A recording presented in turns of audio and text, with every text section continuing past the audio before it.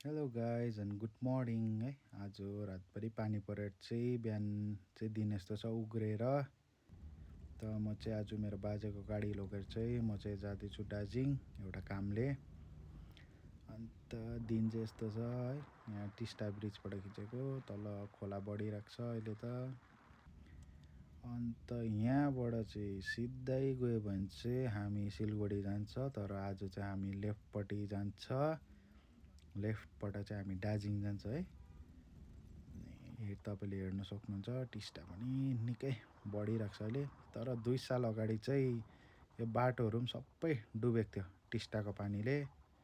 अन्त अहिले चाहिँ अलिकति बाटोहरू पनि मेन्टेन गरेको छ, अन्त वालहरू पनि लगाएको छ।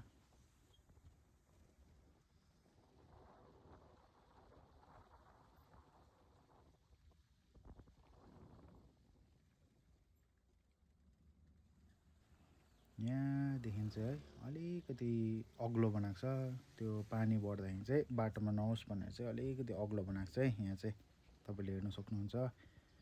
अन्त यो जग्गालाई चाहिँ है पहिला हामी सानोमा हुँदा गिटारे गोलाइ भन्थे है। अन्त यो चाहिँ यस्तो राउन्ड सेपको है, घुम्नुपर्छ है, वरिपरि घुमेर चाहिँ हामी जानुपर्छ। तर अब के भन्छ भनेर मलाई पनि एक्ज्याक्टली चाहिँ थाहा छैन, तर हामीलाई त सानोमा गिटारे गोलाइ भन्छ है। अन्त गाडी कुदाउँदै भिडियो गरेकोले गर्दा चाहिँ राम्रो आएन होला। त हामी चाहिँ पेसोकको उकालो जाँदैछ है। दिन पनि अलिकति अँधेरो भइरहेको छ, तर यहाँतिर चाहिँ पानी नपरेको जस्तो भइरहेको छ, बाटोहरू पनि भिजेको छैन। पारि त्यो बादलले ढाकेको जग्गा चाहिँ सिक्किमको नाम्ची भन्ने जग्गा पर्छ है। अन्त यसो जाम भयो कि, अन्त फोन निकालेर चाहिँ के भएछ, किन जाम भएछ भनेर चाहिँ भिडियो बनाउनु पऱ्यो भनेर यसो उकालो हेरेको त गाडी पो नालीमा हालिरहेको रहेछ, पिकअप कि। त्यो उकालो जाँदा लोड भएर तानेन होला, अन्त ब्याक आउँदाखेरि चाहिँ नालीमा हालेको होला कि त ब्रेक फेल भयो हो। यहाँ चाहिँ दिन यस्तो छ है, अलिअलि पानी छिटाउन थाल्यो। अन्त फगी पनि लागिरहेको छ।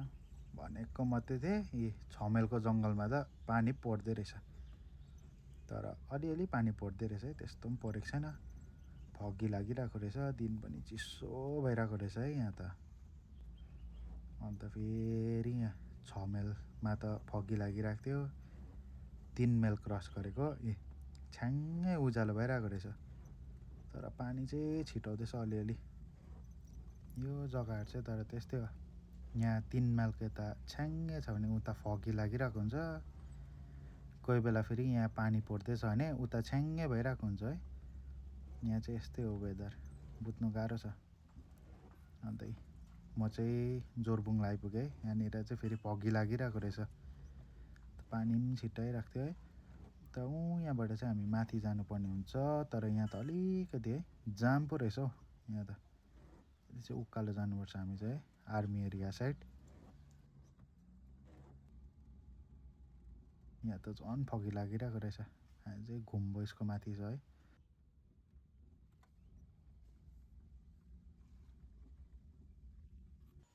म चाहिँ घर पुगेर काकाहरूकोमा गएको थियो, ऊ 2जनाले पर्खिरहेको रहेछ मलाई, कति दिन बाद देखेर खुसी 2जनै चाटेर चाटेर। हाम्रोतिर चाहिँ यसरी बाँधेर राख्नुपर्छ है बिरालोहरू, बाहिर गयो भने गाडीले किचाउँछ भनेर चाहिँ। म चाहिँ ओछ्यानमा तातो भएर बसेको कि ऊ आइपुगेछ। अब एकछिन बस्छ हो, अन्त एकछिन सुतेर चाहिँ जान्छ यो पनि घुम्नु।